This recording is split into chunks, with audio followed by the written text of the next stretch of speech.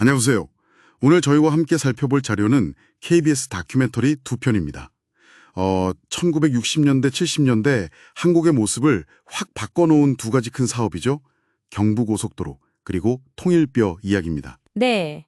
당신 뭐랄까, 이동의 어려움이나 식량 부족 같은 아주 큰 문제들을 어떻게 해결해 나갔는지 그 과정을 좀 생생하게 그려다보려고 합니다. 네, 맞습니다. 전쟁 끝난 지 얼마 안 돼서 어떻게든 나라를 다시 일으켜 세우려고 했던 그런 시대였죠. 이 두 사업은 그냥 길 만들고 벽 품종 개발하고 이런 수준을 넘어서는 거였어요. 거의 국가의 운명을 건 도전이었다고 할 수 있습니다. 그렇죠. 오늘 이 이야기들이 지금 당신의 삶과는 또 어떻게 이어지는지 같이 한번 파헤쳐 보면 좋겠습니다. 좋습니다. 그럼 먼저 경부고속도로 얘기부터 시작해 볼까요? 1960년대 서울에서 부산 가려면 기차가 14시간, 차로는 15시간 넘게 걸렸다고 하니 와, 지금 생각하면 정말 까마득하네요. 네, 이동 자체가 보통 일이 아니었던 거죠. 그런데 박정희 대통령이 서독 가서 그 아우토반을 보고는 우리도 저런 거 만들어야겠다, 이렇게 결심했다고요? 네, 그랬다고 하죠. 하지만 현실은 그야말로 맨 땅의 헤딩이었어요. 기술은 거의 없었고 돈도 문제였죠. 정부 1년 예산의 4분의 1이나 들어가는 엄청난 사업이었으니까요. 1년 예산의 4분의 1이요? 와, 심지어 세계은행, 그러니까 IBRD에서도 아니 자동차도 별로 없는 나라에 고속도로는 좀 그렇지 않냐? 면서 반대를 했어요. 국제기구조차도 회의적이었던 거죠. 정말 다들 반대했군요. 그런데 어떻게 이걸 밀어붙일 수 있었던 건가요? 그 박 대통령이 두 가지를 내세웠습니다. 하나는 경제 발전, 그러니까 물류를 혁신해서 산업을 키우겠다 이거였고요. 다른 하나는 안보 문제였어요. 안보요. 고속도로랑 안보가 어떻게 연결되죠? 북한 위협에 대비한다는 명분이었죠. 유사시에는 이걸 비상활주로로 쓸 수도 있다. 이런 구상까지 내놨으니까요. 사실상 국가의 모든 역량을 다 쏟아부은 겁니다. 듣고 보니 건설 과정도 정말 대단했겠어요. 현대건설 정주영 사장이 예산 짜고 군대 공병까지 동원되고 거의 군사작전 같았다고 하던데요. 네, 맞아요. 장비도 대부분 미군이 쓰던 낡은 중고 장비였고 기술도 부족했고요.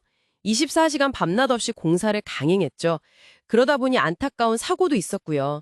그 옥천 터널 붕괴 사고, 이때 77명이나 희생됐습니다. 어휴, 그런 희생이 있었군요. 네, 그런데도 불구하고 2년 6개월 만에 완공을 했어요. 세계적으로도 정말 보기 드문 속도였죠.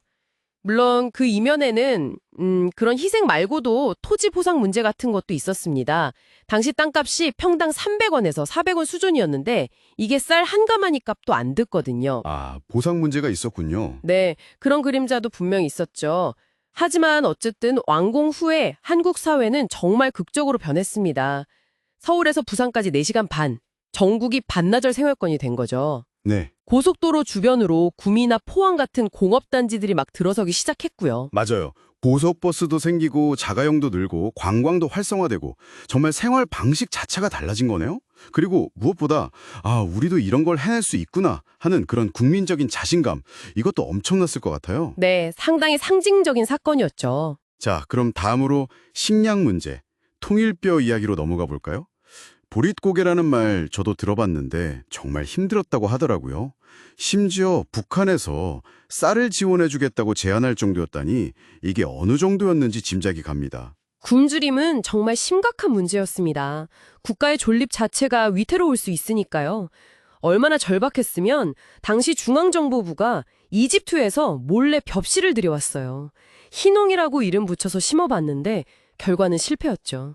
중앙정보가 벽실을요? 참 특이하네요. 네, 그런 상황에서 농촌진흥청에 계시던 허문회 박사님이 필리핀 국제미장연구소 IRI라고 하죠. 거기서 아주 중요한 연구를 하고 계셨어요. 어떤 연구였나요? 당시 학계에서는 불가능하다고 여겼던 건데요. 수확량 많고 병충해에 강한 동남아시아 쌀, 인디카 품종이랑 우리 입맛에 맞는 일본 쌀 계통, 자포니카 품종을 교배시키는 거였어요. 이게 잡종 불임이라고 해서 서로 다른 종이라 교배가 안 된다는 게 거의 정설이었거든요. 와, 그걸 시도하신 거군요. 네, 수많은 실패 끝에 기적적으로 IR667, 바로 통일뼈가 탄생합니다. 드디어 성공했네요. 그런데 여기서 또 문제가 생겼다고요? 밥맛이 좀 푸석푸석하고 재배하기도 까다로워서 농민들이 심기를 꺼렸다면서요? 아니, 기껏 개발했는데 외면을 받다니요. 네, 참 아이러니하죠. 배고픔을 해결해줄 기적의 벽시라고 했는데 당장 먹어보니 맛이 좀 그렇고 키우기도 어렵다니까 농민들 입장에서는 망설여졌던 거예요. 게다가 초기에 보급했을 때 냉해 피해를 크게 입어서 실패한 경험까지 있었고요. 불신이 쌓인 거죠. 여기서 다시 한번 정부가 아주 강력하게 나섭니다. 박정희 대통령의 의지가 워낙 강했고요. 공무원들이 정말 발벗고 나섰어요. 직접 농가 찾아다니면서 기술 가르쳐주고 비료랑 농약 지원해주고 또 정부가 높은 가격에 사주겠다고 약속까지 했죠. 와, 정말 총력전이었네요. 심지어 어떤 공무원은 만약 실패하면 내 개인 재산으로 다 물어주겠다고 각서까지 썼다고 하니까 얼마나 절박했는지 알 수 있죠. 대단합니다. 네, 결국 그런 노력 덕분에 통일벼가 보급되기 시작했고 그 결과는 놀라웠습니다. 기존 벼보다 수확량이 30% 이상 많았거든요. 그래서 마침내 1977년에 우리나라 5,000년 역사상 처음으로 쌀 자급자족을 달성하게 됩니다. 이른바 녹색혁명이죠. 5,000년 만에 살 자급자족. 정말 역사적인 순간이었겠네요. 그렇죠. 심지어 한때는 농가 소득이 도시 근로자 가구 소득을 넘어서기도 했어요. 와, 그랬군요. 그리고 쌀이 남아도니까 14년 동안 금지됐던 쌀 막걸리 제조가 다시 허용됐다는 얘기도 흥미로웠어요. 네, 맞아요. 또 통일벼 재배하면서 발전시킨 기술들 있잖아요.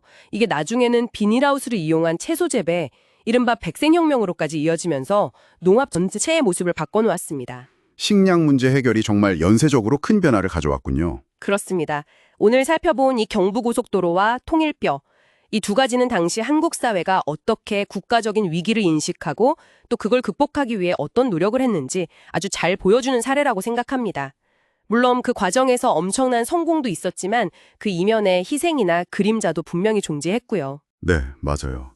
그 강력한 리더십, 하면 된다는 정신이 만들어낸 결과물이지만 동시에 그 과정에서 보여준 속도나 방식, 이게 과연 오늘날 우리가 비슷한 문제에 부딪혔을 때도 그대로 적용할 수 있을까? 이건 좀 생각해 볼 문제인 것 같습니다. 그렇죠. 이런 초고속 압축 성장이라는 경험이 우리에게 남긴 유산은 과연 무엇일까요? 당시에 그 문제 해결 방식이 지금 우리 사회의 여러 과제들을 푸는 데 있어서 어떤 영감을 줄 수 있을지, 혹은 반대로 어떤 점을 경계해야 한다고 말하고 있는지, 이 질문을 당신께 한번 던져보면서 오늘 이야기를 마무리할까 합니다. 당신은 어떻게 생각하시나요?